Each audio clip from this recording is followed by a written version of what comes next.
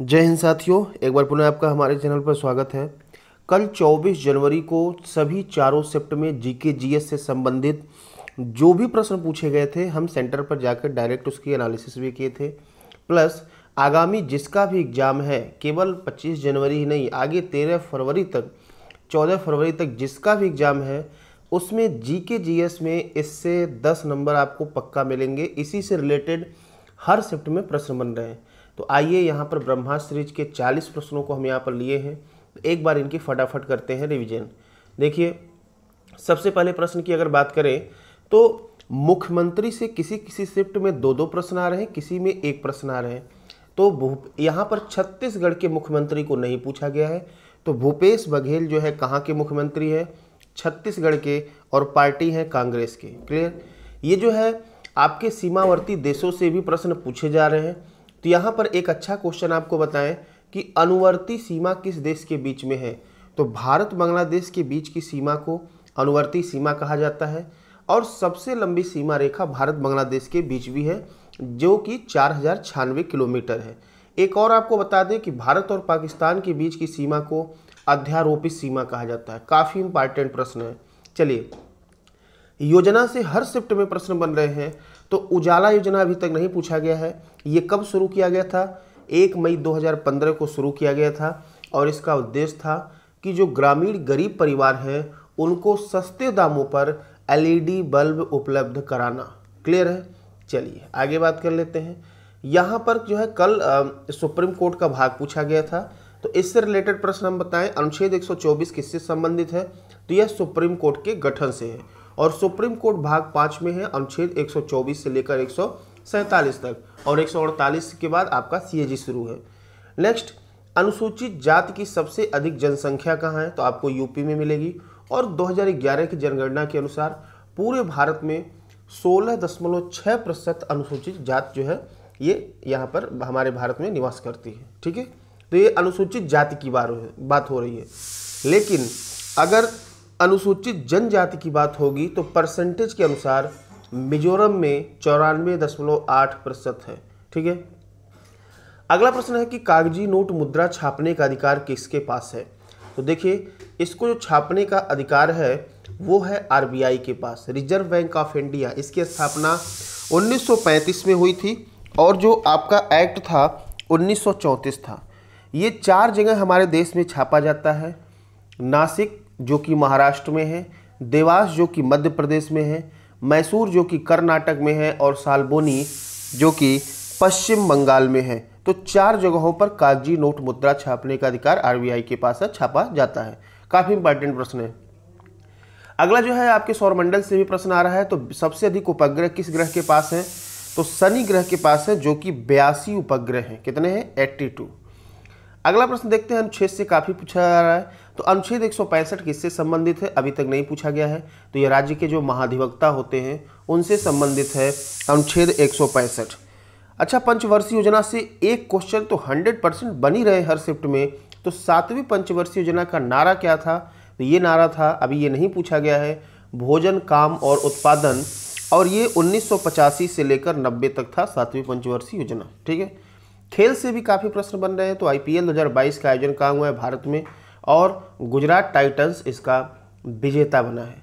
अगले प्रश्न की बात करें तो भारत में प्रशासनिक सेवा किसके शासन में शुरू हुआ है? तो ये कार्नवालिस के शासन में शुरू हुआ था, और कार्नवालिस को ही भारतीय प्रशासनिक सेवा का जनक कहा जाता है। अगला प्रश्न दिवस से भी बन रहा है। तो देख लीजिए, 24 जनवरी जो कि कल बीता ही है, कौन सा दिवस मनाया जाता है? राष्ट्रीय बालिका दिवस 24 जनवरी को मनाया जाता है। और इसलिए मनाया जाता है क्योंकि इसी दिन हमारे देश की पूर्व प्रधानमंत्री इंदिरा गांधी जो है प्रधानमंत्री पद की शपथ ली थी। आज है 25 जनवरी, राष्ट्रीय मतदाता दिवस पूरे देश में मनाया जा रहा है। ठीक है, और कल 26 जनवरी जिसको रिपब्लिक डे कहते हैं, और अंतर्राष्ट्रीय सीमा शुल्क दिवस भी मनाया जाता है। लोक नृत्य से संबंधित हर शिफ्ट में एक क्वेश्चन आपको देखने को मिल रहे हैं। तो यहाँ पर डंडा नटा अभी तक नहीं पूछा गया है। किस राज्य का प्रसिद्ध लोक नृत्य है? तो यह आपका है ओडिशा का। अगला प्रश्न हिस्ट्री से संबंधित, ये इतिहासकार है, अलबरूनी किसके शासनकाल में भारत आया था? किसके शासनकाल में मतलब इतिहासकार था? तो यह था महमूद गजनवी के शासनकाल में अलबरूनी एक इतिहासकार था। अगला प्रश्न है कि 1816 ईस्वी में किस संधि पर हस्ताक्षर हुआ?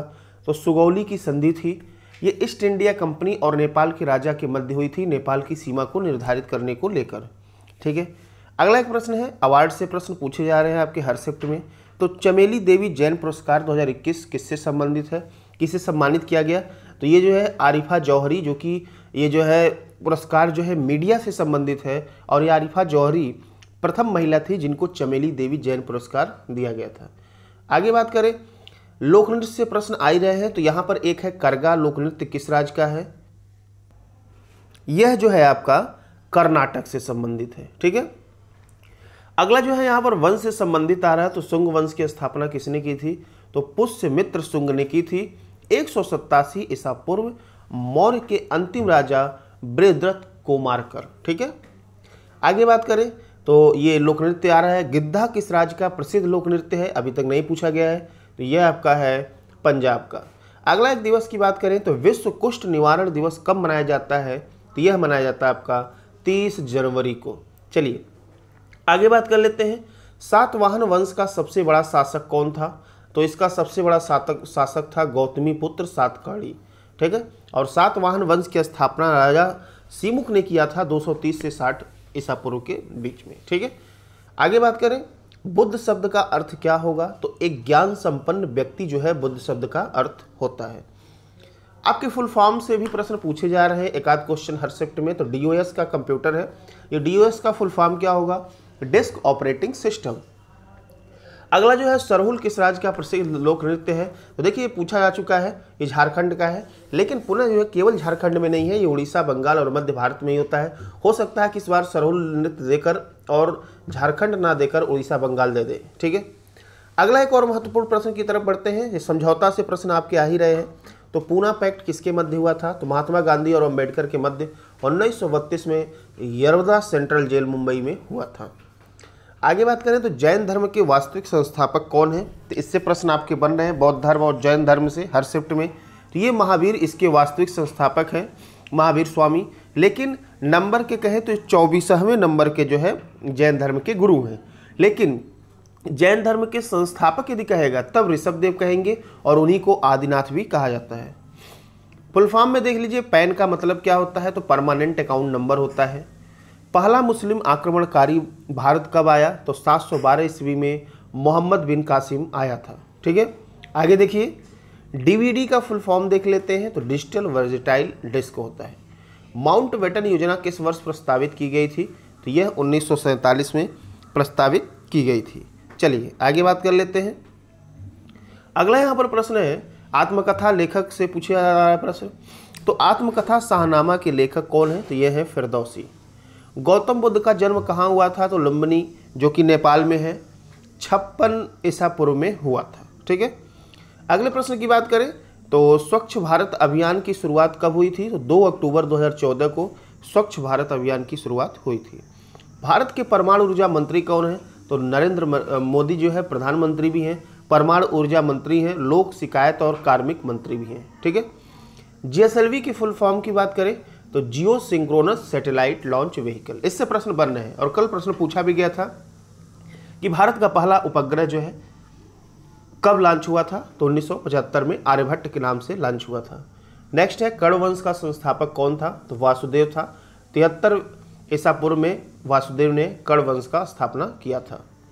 महावीर स्वामी का जन्म कहाँ हुआ था? तो कुंडग्राम में हुआ था, जो कि बिहार में स्थित है।